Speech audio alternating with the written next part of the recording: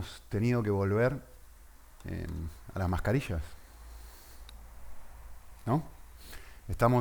Creo que vamos por la sexta ola ya. Hay una nueva variante que se llama Omicron. Y cuando sucedió todo esto, todo el mundo al principio no le prestamos mucha atención. Después, cuando nos dimos cuenta que se estaba expandiendo una vez más por todo el mundo, volvimos a prestar atención, y hoy si lees cualquier diario, hoy, ayer, la última semana y media, los titulares de todos los diarios es lo mismo, es otra vez el COVID, otra vez volvimos de vuelta a lo mismo, ¿no? Lo primero que cualquiera de nosotros se preguntó cuando surgió esta nueva variante es, ¿cómo sé yo si tengo esta enfermedad? Es decir, ¿cómo sé yo si la tengo? Y obviamente la respuesta es muy obvia, por los síntomas. Es decir, lo primero que hicimos fue evaluar cuáles son las realidades externas que uno percibe si realmente tiene esta enfermedad. ¿Y qué la hace distinta a otras, no? Porque hay otras variantes que no tienen estos síntomas que sí tiene la variante Omicron, ¿no? Entonces, evidentemente, por experimentar ciertos efectos físicos externos, uno se da cuenta si tiene o no tiene esta enfermedad a la que todos le tenemos tanto miedo, ¿no?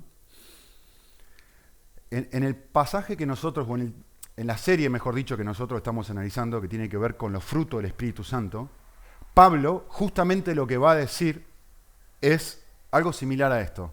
Es decir, ¿cómo sé yo si yo estoy lleno del Espíritu de Dios? Y Pablo lo que va a decir es por los síntomas que hay en tu corazón. Por evidencias que él llama frutos que muestran que una persona, si estos síntomas están presentes en esa persona, entonces uno puede concluir, esta persona realmente está llena de Dios.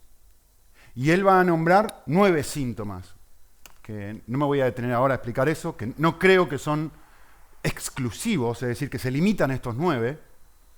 La obra del Espíritu de Dios es mucho más grande que estos 9, pero quizá Pablo seleccionó los 9 principales, ¿sí? Y hemos estado viendo que uno de esos síntomas es tener un amor no común, tener un gozo no normal. Y lo que hoy vamos a ver es, Pablo va a decir, si tú estás lleno de Dios, lo que va a pasar va a pasar algo extraño. Vas a tener una paz diferente, distinta. Y obviamente un listado que sigue que no voy a analizar ahora. Pero esencialmente lo que Pablo va a decir es, estas son evidencias de que algo sobrenatural está pasando dentro nuestro, ¿sí? Y de que el Espíritu está obrando. Así que lo que yo quisiera hacer hoy, y solamente voy a tomar un día para hablar sobre esto, es responder qué es la paz espiritual, qué es este, entre comillas, tercer fruto del Espíritu de Dios. ¿Qué es? ¿Y qué hace esa paz distinta a la paz que uno siente sin el Espíritu de Dios, ¿no? Bueno, el texto de Filipenses 4, que recién leyó Priscila, va a responder esta pregunta, ¿sí? Así que quiero que vayan en sus Biblias al versículo 7, lo miren, pero antes de mirarlo, lo tengo que hacer volver al colegio, ¿sí? Acá hay un aspecto gramático, sintáctico que uno tiene que tener en cuenta para poder entender lo que Pablo está diciendo en el versículo 7, porque si no, no vamos a entenderlo. Que se conoce como aposición. A ver, los que han ido al cole hace poco. La aposición, uno podría resumirlo, es una frase que modifica o describe al sujeto de una oración, ¿sí? Por ejemplo, les voy a dar un ejemplo, miren. Ibai Llanos, y ahí tienen la aposición, el streamer más conocido de España, transmitirá la Champions League. ¿Ven? Normalmente, no siempre, normalmente ahí tiene el sujeto. ¿Cuál es el sujeto? Ibai, ¿no? Ibai Llanos, ¿no? ¿Y qué hace la aposición? La aposición lo que hace es describir algo del sujeto, es decirte algo de esa persona que se llama Ibai Llanos. Si yo no les digo nada de esto, ustedes no van a saber quién es. O por lo menos a qué se dedica. Y quizás tenía que explicarle a algunos que tienen canas que es un streamer, ¿no? Yo tuve que buscarlo. Pero ¿él es el streamer más conocido de España, sí o no? O uno de los más conocidos de España. Bueno, en esta frase lo que yo hago con esta posición es describir a esta persona. ¿Sí? Pero hay algo muy interesante que sucede con una aposición, es que yo lo que puedo hacer es eliminar la aposición y aún la frase tiene sentido. Es decir, Ibai Llanos transmitirá la Champions League. ¿Ven? Aunque he eliminado esto, yo todavía puedo entender lo que esta frase quiere decir perfectamente. Esto es lo que sucede en el versículo 4-7 de Filipenses. El pasaje, miren, exactamente lo mismo dice. Y la paz de Dios, y entre comas, hay una posición que describe cómo es esa paz. Dice, que sobrepasa todo entendimiento, guardará vuestros corazones y vuestras mentes en Cristo Jesús. Entonces, ¿qué es lo que hace la posición? Lo que la posición hace es describir cómo es esa paz. ¿Cómo es esa paz? Bueno, el texto es muy claro. Es inexplicable. Está mucho más allá. Es algo sobrenatural. No, si yo intento ahora describir a ustedes esa paz y hago un mal trabajo, ustedes dirían, ahora lo entiendo. No. Es que sobrepasa toda la capacidad humana de poder expresarla y a la vez de poder entenderla. Es decir, es algo incomprensible. ¿Sí? Y además de eso, la posición lo que hace, si la tachamos, la eliminamos, porque dijimos que si la quitamos de ahí, no perdemos el sentido original de la oración, nos ayuda a identificar qué es lo que hace esa paz. Fíjense, eliminamos, que sobrepasa todo entendimiento, y entendemos lo que Pablo quiere decir. Miren lo que dicen. La paz de Dios, ¿qué es lo que hace? Guardará vuestros corazones y vuestras mentes en Cristo Jesús.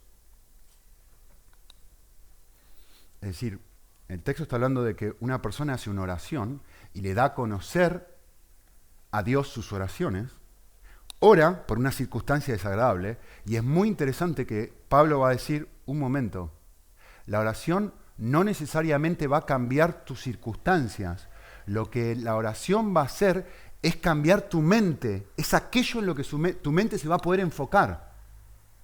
Antes, fíjense, en cualquier situación que genera angustia, la tendencia del corazón es enfocarse en la circunstancia. Es decir, si no tengo trabajo, por ejemplo, si tengo un problema que no puedo solucionar, la tendencia del corazón es enfocarme en intentar mejorar, cambiar o solucionar esa circunstancia. Eso es lo que nosotros hacemos. Sea lo que sea, da igual. No me siento bien con mi cuerpo. ¿Qué quiero hacer? Quiero cambiar esto. ¿Y qué puedo hacer? Voy al gimnasio. ¿Qué puedo hacer? Comer menos. ¿Qué puedo hacer? Lo que sea. Me enfoco en una situación que me genera angustia. ¿Sí? Y el texto nos va a sorprender y lo que va a decir es que cuando el Espíritu está obrando en nosotros, lo que va a suceder es que mi corazón va a tener la habilidad de poder dejar de concentrarse en las circunstancias y comenzar a hacer algo extremadamente extraño, que es concentrarse en Jesús. Es decir, lean el versículo, la paz de Dios guardará tu corazón y tu mente en un lugar. Es decir, va a ayudar a concentrarse en una cosa. ¿Qué es esa cosa? El texto lo dice, Cristo Jesús. Es decir, la paz, esta paz que habla Pablo, se produce cuando mi corazón está distraído con Jesús. Eso es lo que dice ese texto. De hecho, eso es lo que dijo Jesús. Él dijo, estas cosas os he hablado, y miren lo que he subrayado ahí en Juan 16:33. ¿Dónde está la paz? Le responde el pasaje, ¿dónde está la paz? No en que cambie las circunstancias. En el mundo tendréis aflicción. O sea, las circunstancias a veces cambian, a veces no. Pero el desafío, lo que produce el Espíritu de Dios es que yo encuentre paz en alguien, no en algo. No en un cambio de lo que me sucede, sino en un cambio en aquello que en mi corazón encuentra deleite. No sé si se acuerdan, hace unas semanas atrás yo les dije, el objetivo de la vida cristiana es entrenar al corazón a entretenerse con Cristo. El desafío de la vida es practicar la presencia de Dios de tal forma, de una manera tan real y tan sentida, que eso llega a afectar las circunstancias difíciles que estoy enfrentando. De hecho, si ustedes miran en el pasaje, hay algo que por ahí lo pasaste de largo, cuando Priscila lo leyó, que dice en el versículo 7, y la paz de Dios, la posición, la saltamos, guardará. Y Pablo hace algo total y completamente intencional. Te dice, va a guardar tu corazón y tu mente en Cristo Jesús. No dice solamente tu mente, no dice solamente tu corazón. Es decir, esto no es solamente un proceso intelectual, que si yo pienso en Jesús, listo, ya está, lo estoy pasando mal, lo que tengo que hacer es pensar en Jesús, simplemente no. Tampoco es algo religioso, o un mantra que yo repito, Jesús, Jesús, Jesús, cuando todo me va mal. Tampoco es algo súper extremadamente emocional. Es una realidad, lo que él está queriendo hacer con esta frase doble, es expresar que todo mi ser está involucrado en este proceso. Donde toda mi persona, todo mi ser interior, tiene la capacidad de poder estar deleitándose en Cristo. Fíjense es muy lindo, este pasaje es un pasaje muy lindo. Es muy interesante porque a veces uno piensa, bueno, seguro que esto es algo del Nuevo Testamento, ¿no? Y las cosas en el Antiguo Testamento eran diferentes. Miren lo que dice Isaías, qué interesante. Noten los calificativos del versículo. Isaías dice esto, tú guardarás, la misma frase, guardará vuestros corazones y vuestra mente en Cristo Jesús. Dice Isaías 26:3, tú guardarás en completa paz, no solo en paz, sino en completa paz. Y miren lo que dice después, aquella persona cuyo pensamiento en ti persevera. Es decir, acá hay una idea de insistencia, de disciplina, de perseverancia, de no es un segundo, sino que hay un proceso intencional de meditar en la persona de Jesús en una situación de angustia. ¿Por qué? Porque es una forma de confiar, es lo que dice el pasaje. Es una forma de abrir las manos, soltar y decir, Él, las circunstancias, Él, las pongo delante de Él, confío, suelto. ¿Cómo funciona esto en la práctica?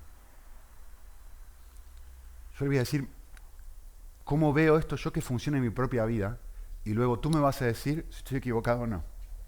¿Sabes cómo funciona esto en la práctica? Esto funciona así.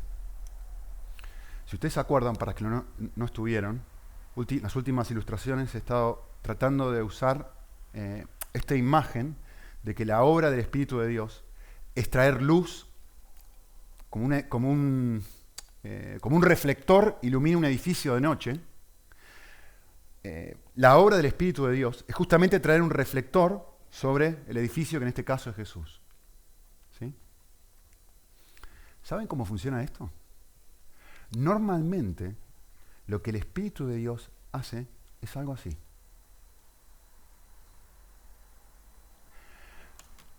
Vuelve a poner un foco, vuelve a poner luz en un aspecto de la persona de Jesús que por supuesto yo ya conocía y para mí no es nada nuevo, pero que de alguna forma vuelve a tocarme con una intensidad completamente nueva ahora. Hace 2 años tuvimos un retiro muy lindo, muy lindo. Si se acuerdan los que estaban, John Brown enseñó, no sé si se acuerdan, y él habló sobre Juan 13, cuando Jesús le lava los pies a los discípulos. Yo me acuerdo cuando estaba enseñando él, y yo le estaba traduciendo, él dijo algo que yo nunca, es que me llevó semanas recuperarme de lo que dijo, algo que yo sabía toda la vida, pero no sé por qué Dios usó eso en mi vida de una forma tan especial, que me llevó semanas recuperarme de eso, y aún esta misma semana cuando estaba preparando este mensaje, volví a pensar eso y no podía dejar de llorar. No sé si se acuerdan, John Brown dijo, después de la cena, en esa misma habitación, había 13 hombres. 12 hombres limpios y uno sucio. Jesús. Y yo pensaba, qué incoherencia, qué incongruencia. Es decir, el Dios Santo sucio y los 12 que se estaban peleando junto con uno que los iba a entregar limpio. Y uno dice, termina la situación y lo tenés al Dios sucio y a todos limpios. Y yo me ponía a pensar en la humildad de Jesús, en lo distinto que es Jesús a nosotros. Cuando estos están queriendo ensalzarse, peleándose por ver cuál es el mayor, de repente Jesús toma la toalla y dice, yo me ensucio por ustedes. Y simplemente ese aspecto de la persona de Jesús, que por supuesto siempre supe que Jesús era humilde, pero volver a pensar en esa realidad me destrozó. Me destrozó. Estábamos los dos llorando, no sé si se acuerdan, cuando estábamos en el retiro. Él, porque lo estaba compartiendo, y yo porque lo estaba traduciendo. Destrozado. Y de repente no sé lo que es. Eso es un ejemplo simplemente. Pero en un momento de angustia, a mí una cosa que me ayuda es volver a pensar en un pasaje como Colosenses 1:16. Es decir, estoy tremendamente angustiado en una situación que me genera un montón de ansiedad, porque justamente lo que dice el pasaje, estás afanado, ¿qué tenés que hacer esto? Y lo que sucede es esto otro, versículo 7 de Filipenses. Me ayuda muchísimo a pensar en esto. Es decir, un momento. La vida es muy simple. Un momento. O no hay Dios. Y listo, olvidémonos de todo. Colosenses 1 dice, un momento, todo el universo fue creado por Él. Todo, absolutamente todo lo que existe fue creado por Él. Lo cierto, lo invisible, lo visible, todo, absolutamente todo ha sido creado por Él. Y miren lo que dice al final, Él sostiene todo. Él tiene absolutamente todo en su mano. Y vuelvo a recordar esta verdad de la persona de Jesús. Vuelvo a pensar en esto y digo, ¿cómo voy a estar ansioso?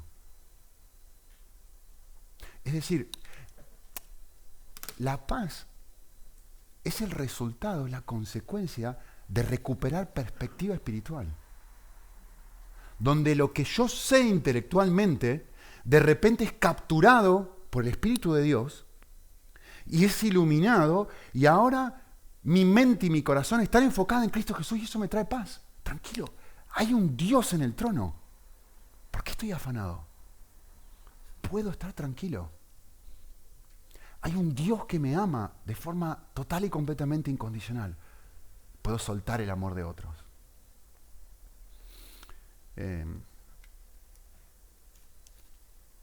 La paz es el regalo de sentirnos satisfechos, tranquilos, en paz. ¿Cuándo? Cuando por obra del Espíritu de Dios hemos llegado a encontrar más deleite en la persona de Dios que en aquello que me ha sido quitado o que puedo llegar a perder. Es decir, tengo a Cristo, tengo una cosa que me está generando ansiedad que digo, ¿y si lo pierdo? ¿Y si lo pierdo? ¿Y si lo pierdo? ¿Y si lo pierdo? ¿Y si lo pierdo? ¿O lo he perdido? Y de repente, la persona de Jesús, el Espíritu obra en mí, en algún aspecto, como dije, vuelve a iluminar el edificio, Jesús. Vuelve a mostrarme a Jesús atractivo. Y de repente, puesto que mi mente y mi corazón está guardado en Cristo Jesús, la consecuencia de eso, esto que me tenía atrapado, pierde su poder. Tengo paz. ¿Ven cómo funciona? En su comentario de Filipenses 4, John MacArthur lo define de esta forma, me gustó cómo lo hace. Dice, la paz se experimenta como una calma trascendente que eleva al creyente por encima de la prueba más debilitante. Puesto que es una obra sobrenatural, me gusta esta frase, repele toda comprensión humana, es decir, es inexplicable, como dice el texto, ¿no? El verdadero reto de la vida cristiana no es eliminar cada circunstancia desagradable, sino confiar en medio de cada dificultad en un buen propósito de nuestro Dios, que es infinito, santo, soberano y poderoso. Quienes le honran confiando en Él, experimentan las bendiciones de su perfecta paz.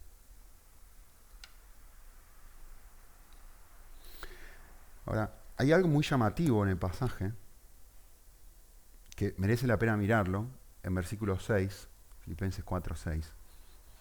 Dice así, dice, por nada estáis afanosos, antes bien en todo, y noten esto, porque no sé si le llamó la atención cuando lo leían, ¿no? Mediante oración y súplica, y con acción de gracias, sean dadas a conocer vuestras peticiones delante de Dios. ¿Qué está diciendo Pablo? Está diciendo, mientras estás pidiendo y mientras la situación es afanosa, o sea, no es que ha desaparecido la situación, todo lo contrario, ¿no? Es decir, mientras esa situación todavía no ha cambiado, tienes que pedir, pero, miren las comas, ¿cómo uno pide? Sí, mediante oración y súplica, pero también con acción de gracias. ¿Por qué incluye eso? Es decir, lo que él está diciendo, antes de que tú sepas si la oración va a ser contestada o no, y si Dios va a cambiar tus circunstancias o no, tu corazón tiene que estar, la oración, mejor dicho, tiene que estar acompañada de agradecimiento. Llamativo, ¿no? ¿Por qué lo dice? Respuesta. La paz es el resultado de orar y agradecer por lo que Dios va a hacer, aunque no lo haga. Es decir, llego a estar agradecido, puedo estar agradecido, aun si Dios responde o no responde. Ejemplo, miren esto. Los 3 amigos de Daniel. Están a punto de tirarlos a un horno de fuego. Y el rey les dice, adórenme o van al horno de fuego. Y la respuesta de los 3 amigos. Está buenísimo, ¿eh? Dice, ciertamente nuestro Dios a quien servimos puede librarnos del horno ardiente y de tu mano, oh rey. Nos librará. Es muy llamativo esto, ¿no? Porque dice, puede y lo va a hacer. O sea, acá hay una confianza real y genuina en que Dios tiene todo el poder. No es un concepto intelectual, no es una afirmación religiosa de simplemente decir, sí, Dios puede hacer cualquier cosa, Dios es todopoderoso. Esta gente se planta delante de un rey, están a punto de matarlos y dice, Dios puede. Imagínate, esto es lo mismo que en la Segunda Guerra Mundial te pongan frente a un pelotón y te quieran pegar 3 tiros. Dios puede, lo hará, y esto es llamativo. Pero si no lo hace, que sepas que no nos vamos a rendir, que sepas que no te vamos a adorar, que sepas que no adoraremos la estatua de oro que has preparado. Difícil encontrar un mejor ejemplo de Filipenses 4 que esto.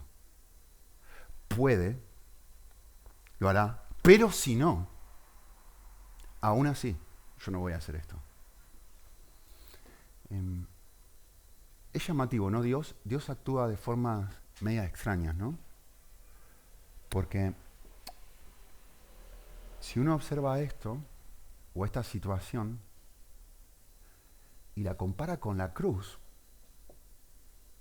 uno dice, ¿cómo funciona Dios? Mateo 27, 42 dice, no aparece en la pantalla, dice, a otros ha salvado, a sí mismo no puede salvarse. Rey de Israel eres. Bájate ahora de la cruz y creemos en ti. Y es llamativo, ¿no?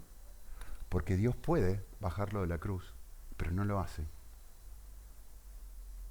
Jesús puede bajarse la cruz, pero no se baja. Y Él puede salvar a los amigos, y sí los salva. Y tiene esta clase de trato con los 3 amigos, y tiene esta clase de trato con su hijo. ¿Por qué? Nos confunde Dios a veces, ¿no? Con sus respuestas a la oración. Porque entre paréntesis, no se olviden que Jesús oró para poder pasar la copa. Y Dios dijo.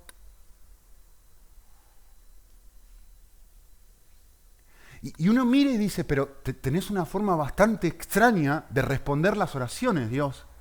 A estos tres sí y a tu propio hijo no. Y la respuesta me encanta cómo responde Tim Keller, estoy parafraseando acá.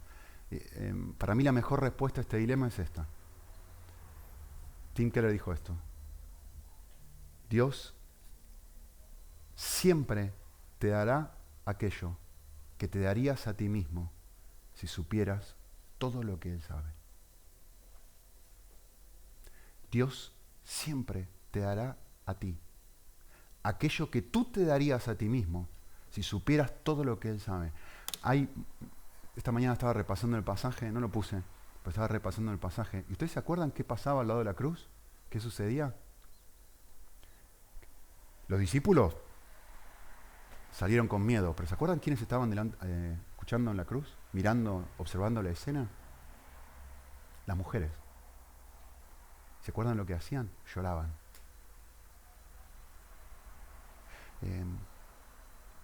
Y es muy llamativo si le aplicás esta frase a esa experiencia. Y si le aplicás esta frase a las dos realidades o los dos ejemplos que les acabo de compartir. ¿Por qué no responde la oración de Jesús? Si esas mujeres que estaban llorando a la cruz, que no pueden entender, que no pueden concebir dentro de su cerebro, ¿cómo puede ser que mi Mesías está colgando de una cruz? Es muy difícil entender esto.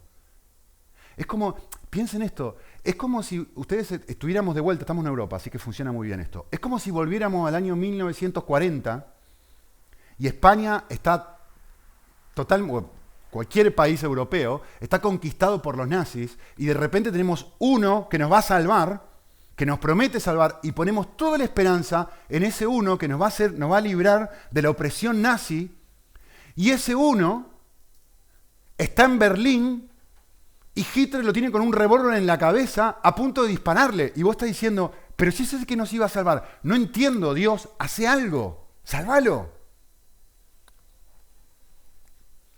Si tú supieras todo lo que yo sé, entenderías por qué no lo salvo.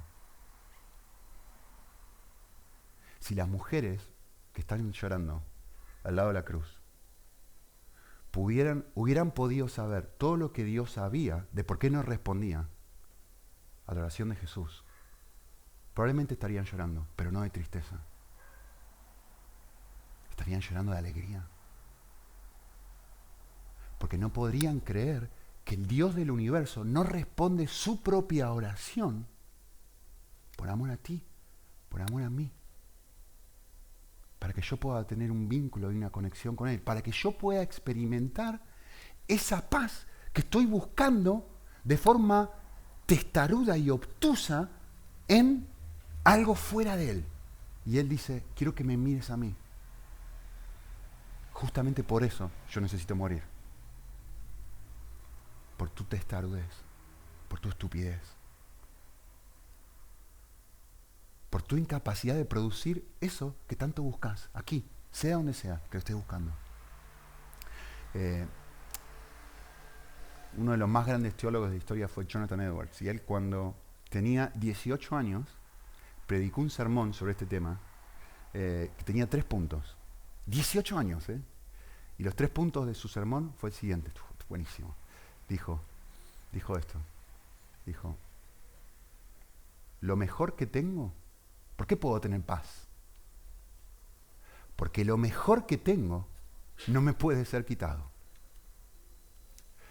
Y todo lo malo que me pasa es usado para mi bien. Y todo lo mejor que me va a suceder todavía está por venir. ¿Cómo no voy a tener paz? Es un problema de luz. Es un problema de incapacidad de ver. ¿Sí? Vale, ¿cómo hago para mantener esta paz? Hay algo que, mirando el pasaje, me encantó. Si miran el versículo 6 de vuelta, hay algo que Pablo dice, y está muy bueno. Pablo presupone, en el versículo 6, cuando arranca, que cualquier cosa me puede quitar la paz. Cualquier cosa me puede quitar esta paz. Miren lo que dice. Por nada estéis afanosos, antes bien en todo. ¿Lo ven? Por nada. Ese nada involucra cualquier cosa. Más bien en todo hagan esto, oren, para no estar afanosos y experimentar la paz. Es decir, miren, me encanta esto porque esto es tan congruente con mi propia fragilidad. La Navidad me puede quitar la paz. Comprar los regalos me puede quitar la paz. Los reyes me pueden quitar la paz. Los niños me pueden quitar la paz. Mi esposa me puede quitar la paz. La iglesia me puede quitar la paz. Ustedes me pueden quitar la paz. Yo les puedo quitar la paz. Lo que me diga una persona, una palabra hiriente, me quita la paz. El ministerio me puede quitar la paz. Una diferencia de opinión con una persona me puede quitar la paz. Sentirme solo, sola, me puede quitar la paz.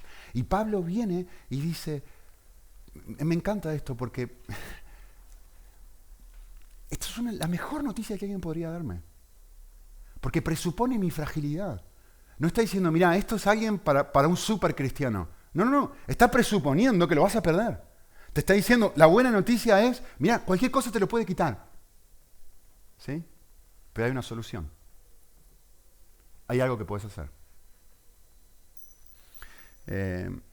A mí siempre me gusta hacer esta pregunta porque me gusta responder cuestiones teológicas en mi cabeza. Así que quisiera que la respondamos juntos. Es llamativo, ¿no? Porque supuestamente la paz es un fruto del Espíritu Santo, es decir, es algo que Dios produce en mí. No es algo que yo puedo producir. Entonces, la pregunta que yo quisiera hacerle al texto es esta. ¿Es la paz una consecuencia del actuar de Dios? ¿O es el resultado de algo que yo hago? Respuesta, sí. Sí. La respuesta que nos va a dar el texto es esa. Sí. Es decir, yo no puedo ponerme un revólver a mi cabeza y decirle, deja de estar ansioso. Yo no puedo poner un revólver a mi corazón y obligarme a mí mismo a dejar de sentir ansiedad, a dejar de estar afanado. Yo no puedo hacer eso, no puedo generar tranquilidad y paz interna dentro mío. No puedo hacer eso. No lo puedo hacer. Intentalo, vas a ver que no vas a poder. ¿Sí? Pero lo que tú sí puedes hacer es, noten la frase que subrayé, lo que tú sí puedes y debes hacer es confiar activamente en Dios en el momento de la ansiedad. Y elegí a propósito esta frase confiar activamente porque justamente lo que estos pasajes van a decir que uno debe hacer. Y el texto va a decir tres cosas. El versículo 6 va a decir, por nada estáis afanosos, en todo sean dadas a conocer vuestras peticiones delante de Dios. Es decir, hay una cosa que yo sí puedo hacer, puedo orar. Versículo 6. Y versículo 7 dice, y la paz de Dios, que sobrepasa todo entendimiento, ¿lo ven? Hay algo que puedo hacer, orar. La segunda cosa que puedo hacer, versículo 8, es meditar. Lean el versículo 8. Por lo demás, hermanos, todo lo que es verdadero, todo lo justo, todo lo puro, todo lo amable, todo lo honrado, todo... en esto meditad. Hay otra cosa que yo puedo hacer. Yo puedo practicar la presencia de Dios. Yo puedo elegir a qué le entrego mis pensamientos. Yo puedo meditar. ¿Sí? Y hay otra cosa que dice el versículo 9 que puedo hacer. Lo que habéis aprendido, recibido y oído en mí, esto practicad, y miren la consecuencia, y el Dios de paz estará con vosotros. Es decir, hay una tercera cosa que yo puedo hacer y es actuar. ¿Sí? Así que con el poquito tiempo que me queda, yo quisiera mirar estos tres muy rápidamente. El primero en el versículo 6, Pablo es muy claro, y ya lo he visto, dice en todo, en cualquier circunstancia. Es decir, que la idea aquí es usar las circunstancias que me generan ansiedad como una especie de disparador en un revólver, ¿no? Como un disparador de oraciones cortas pero sentidas. En todo yo puedo orar. Y quiero hacer algo. Quiero leer, yo sé que algunos de ustedes en su grupo pequeño están leyendo un libro que se llama Una vida de oración de Paul Miller. Y yo quisiera leer una porción del capítulo 18. Lo expresa tan bien que no puedo hacerlo mejor que él. Así que lo voy a leer por ahí ya lo han leído, por ahí están a punto de leerlo. Disfruten. Dice él, y va a dar un ejemplo súper práctico. Él dice esto. Imagine que José, el esposo de Susana, es el encargado de sacar la basura todos los martes. Sin embargo, la semana pasada José se olvidó de sacarla y esta semana también. Entonces, Susana, la esposa, le dice, cariño, te olvidaste de sacar la basura otra vez. Susana dice otra vez con énfasis y con más que una leve irritación. ¿Qué hay detrás de su irritación? ¿Por qué se siente impulsada a agregarle una distorsión a la frase otra vez? Respuesta. Porque para ella sacar la basura es una molestia. Y encima le hizo llegar tarde a su trabajo. Esto va a aparecer en la pantalla, escuchen. Si ella no dice otra vez, entonces su esposo seguirá olvidándolo. Si él no ve que esto se está convirtiendo en un patrón, ella está convencida de que va a sacar la basura el resto de su vida. Ahora bien, observa la suposición subyacente de Susana. Todo depende de mí. Si no se lo hago ver, nadie lo hará. Dios está ausente de su pensamiento. Por consiguiente, cree que depende de ella hacer que su esposo oiga sus palabras. Susana usa la palabra otra vez para controlar a su esposo. Vamos a mirar a Jesús. En contraste, Jesús dice esto. Yo no hablo con autoridad propia, o en algunas versiones dice por iniciativa propia. El Padre quien me envió me ha ordenado qué decir y cómo decirlo. Acuérdense cuando Jesús estaba frente a Pilatos, en silencio. Susana usa sus palabras para hacer su propia voluntad. Se rehúsa a aceptar la posibilidad de sacar la basura interminablemente cada martes. Eso es inaceptable. Susana está a cargo de su vida, y esto es muy llamativo. Está determinada a hacer que su reino sea un reino sin dolor. Ese es el objetivo de Susana. Ese es el objetivo del otra vez. Y dice este Paul Miller. De hecho, aunque Susana orara, la oración no sería escuchada porque sería otra arma en su arsenal de control. Dios probablemente la decepcionaría y terminaría con amargura, tanto con Dios como con su esposo. Porque finalmente la oración no es quiero guardar mi mente en Cristo Jesús. La oración es cambia mis circunstancias o me voy a enojar contigo. Yo soy Dios, yo quiero que tú, Dios, hagas lo que yo quiero, y cuando las circunstancias feas y tú me hayas dado la oración y yo la use y tú no las cambies, entonces yo tengo derecho a enfadarme con la situación, con la persona que causó la situación y contigo por no cambiarlas. ¿Lo ven? Lo opuesto a Filipenses 4. Justo lo opuesto a Filipenses 4. Sigue. Dice Paul Miller. Irónicamente, la obstinación, esta frase me representa, frecuentemente llega a ser una profecía contraproducente. El cónyuge reprendido se retrae. No solamente deja de sacar la basura, sino que deja de abrir su corazón. La obstinación y la oración. Me encanta esto.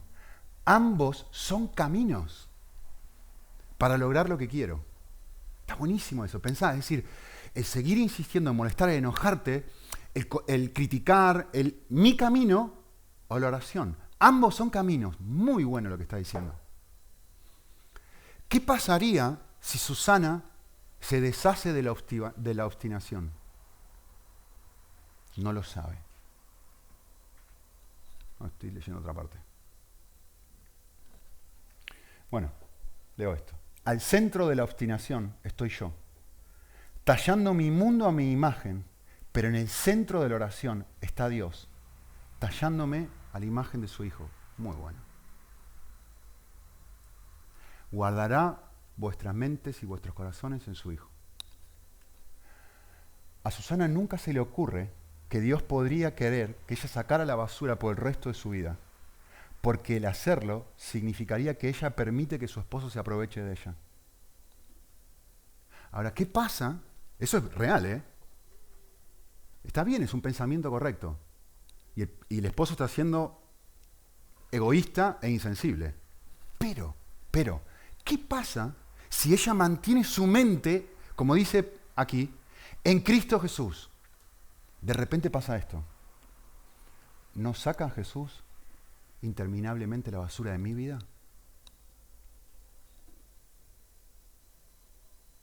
¿No es esa una forma de amar a mi enemigo? Ahí está la frase que empecé a leer hoy. ¿Qué pasaría si Susana se deshace de la obstinación? No tiene ni idea. No lo sabe. Porque es incapaz de confiar. Y justamente es esa confianza la que produce la paz. ¿Cómo intervendrá Dios en la vida de su esposo? No tiene ni idea. ¿Qué es lo que Dios quiere hacer en la vida de ella, en esta situación angustiosa, que por alguna razón, que si nosotros supiéramos todo lo que Dios sabe, quizá permitiríamos nosotros mismos que sucediese? Tampoco lo sabe, porque no está dispuesta a confiar y a soltar. ¿Se dan cuenta? Por eso la oración va con manos abiertas y con acción de gracias. Hay un acto de confianza diciendo, Señor, lo que tú hagas aquí va a estar bien. Que no se haga mi voluntad sino la tuya. Por eso va así. Y no con una demanda diciendo, más te vale que me respondas, más te vale que cambies mi situación. Eso no produce paz. Lo que produce paz es la confianza de decir, Cristo sostiene el universo, sostiene mi pequeño universo, Él me ama. Lo que dijo Edwards, justo lo que dijo Edwards hace un ratito. ¿Se acuerdan? Lo mejor no me puede ser quitado. Yo confío en esto. Lo malo Dios puede usar para mi bien. Lo mejor está por venir. Si lo peor me pasa ahora, si me quedo soltero toda la vida, si nunca puedo cambiar el coche, aún si me muero, lo mejor está por venir. Me llamó mucho la atención, fue unas cosas que Dios usó en el momento de alabanza, cuando Miriam oró, ven Señor Jesús. Y yo pensaba, ¿cuándo fue la última vez que yo oré eso? Si más bien lo que quiero es que no venga. No vengas todavía, Señor, que todavía tengo que todavía me gustaría que. Por favor, todavía no vengas. Me chocó mucho. Te agradezco, porque realmente Dios me habló de una forma tan sentida a mi corazón y decir, necesito mezclar y volver a repartir. Porque está claro que mi corazón no está acá. Porque si no, como Pablo, mi vida sería Cristo y morir sería ganancia.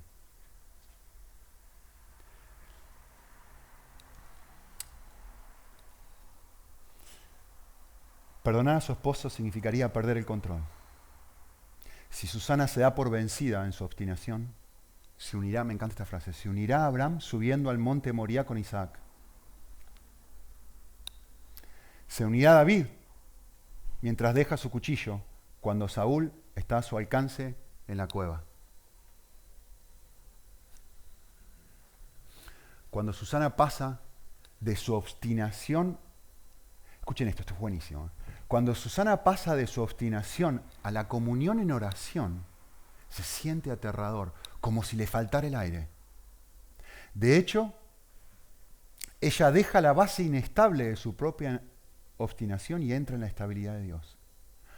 Ahora está poniendo en práctica tu oración. La oración que dice que venga tu reino, que se cumpla tu voluntad.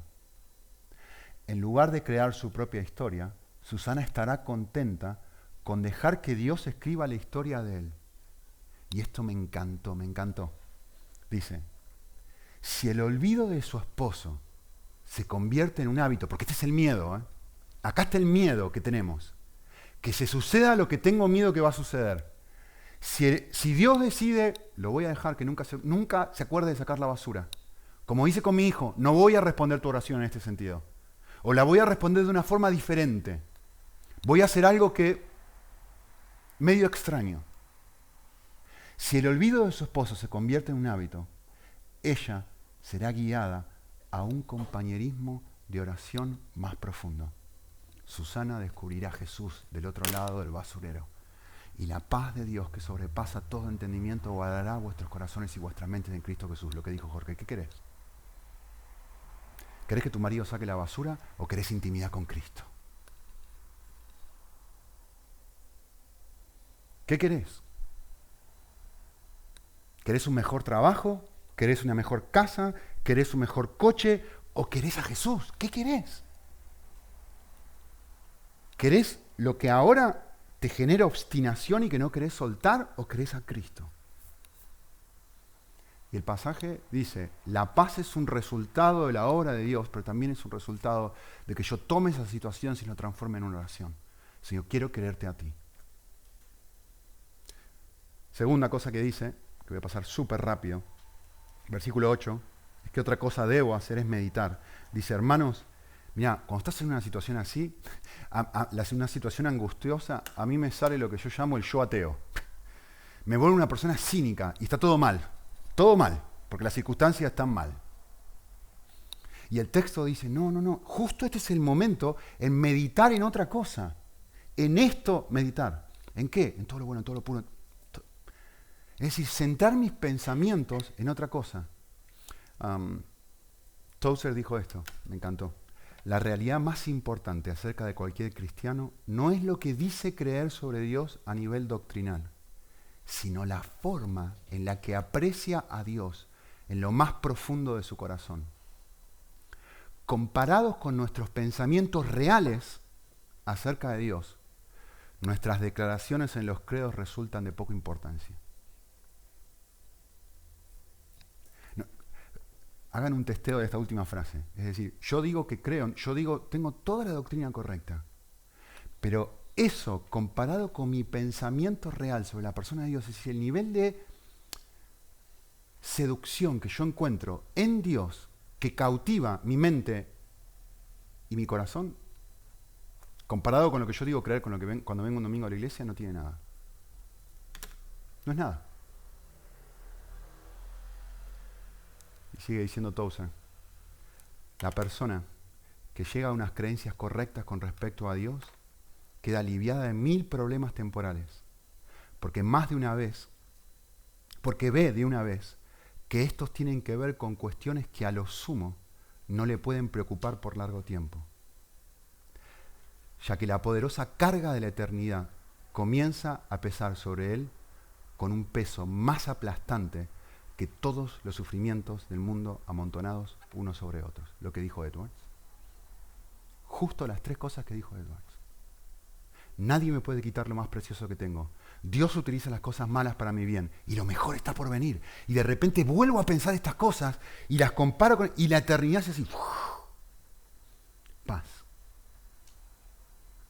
Y la última cosa, versículo 9. Es llamativo, ¿no? Dice... ¿Te acordás de mí, Timoteo? Perdón, ¿te acordás de mí? ¿Se acuerdan de mí, filipenses? Lo que has aprendido, lo que has oído, lo que has visto en mí, esto practicad, dice el versículo. Y aquí tiene que ver con actuar, con una forma de actuar. Y el texto hace una promesa, es decir, cuando yo actúo de esta forma, la paz de Dios estará con vosotros. Quizá una pregunta para hacernos, si este pasaje es correcto, es esto. En un momento de angustia, de situación así como la que estamos describiendo ahora, quizás sería muy bueno hacerme esta pregunta. ¿Cómo han actuado personas que yo respeto espiritualmente en una situación parecida? Porque justo es esto que Pablo está diciendo a los filipenses. ¿Te acordás cómo yo viví? ¿Te acordás lo que oíste, lo que viste en mí? Esto, justito esto. Actúa de esta forma y entonces la paz de Dios estará contigo. Para mí, quisiera terminar contándoles una historia. El mejor ejemplo encarnado de esto es este hombre. Horatio Spafford. Yo sé que nadie sabe quién es él. Pero es una persona, él era un abogado en Chicago, un abogado cristiano, muy, muy, muy exitoso. Muy exitoso. Tenía muchísimo dinero, le había ido muy bien en la vida, pero era un cristiano extremadamente comprometido. Tenía 4 hijos y una nena. Perdón, 4 niñas y un niño.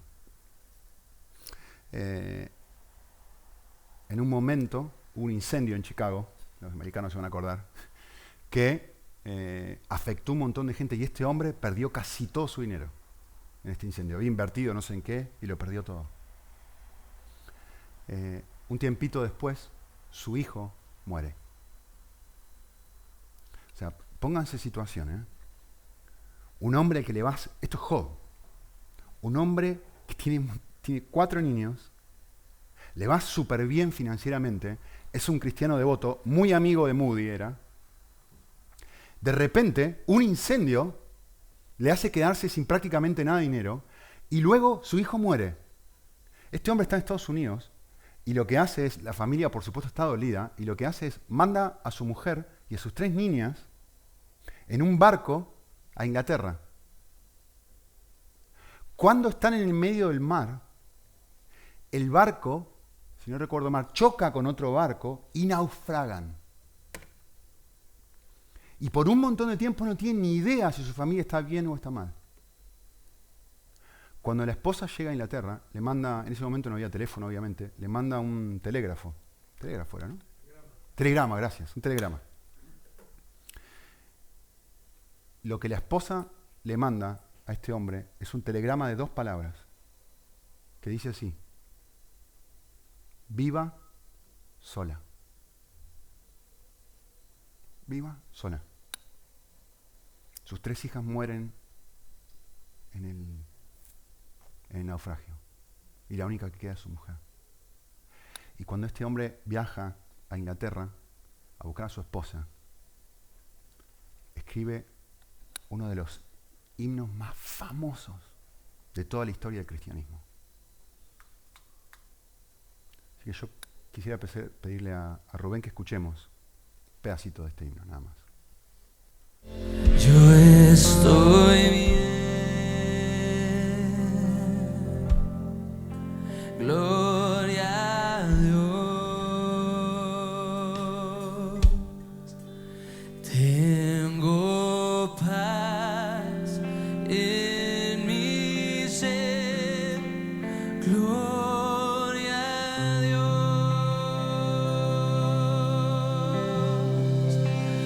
estoy bien,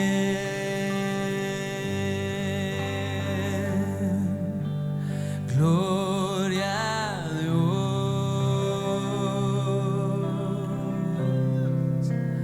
tengo paz en mi ser, gloria a Dios. Lo que Yo estoy Lo que bien. dice este himno tiene muchísimo más sentido si uno entiende quién lo dijo y cuándo lo dijo. No un concepto, no una creencia religiosa, sino una experiencia real y sentida donde pierdo todo y puedo decir como Job: desnudo vine al vientre de mi madre, desnudo volveré. El Señor da, el Señor quita, bendito sea el nombre del Señor. ¿Por qué no oramos un momento? Y después no hace falta que suban, vamos a terminar de una forma distinta. Vamos a orar un minuto.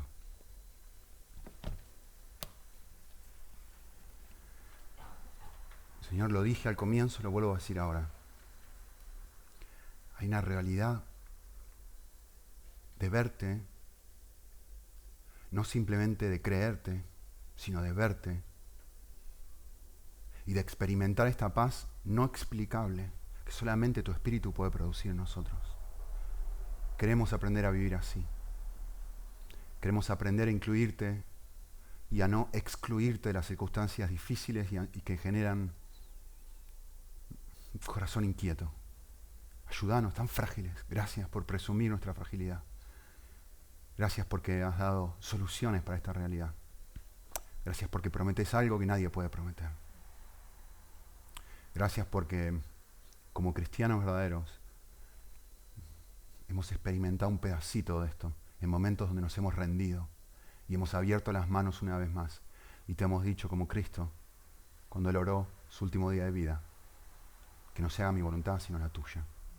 Ayúdanos, Señor, a tener esta actitud de corazón constante para poder vivir con esta enfermedad, para que haya esta clase de síntomas en nuestro corazón que nosotros no podemos producir, pero que tú sí. Te lo pedimos en el nombre de Cristo.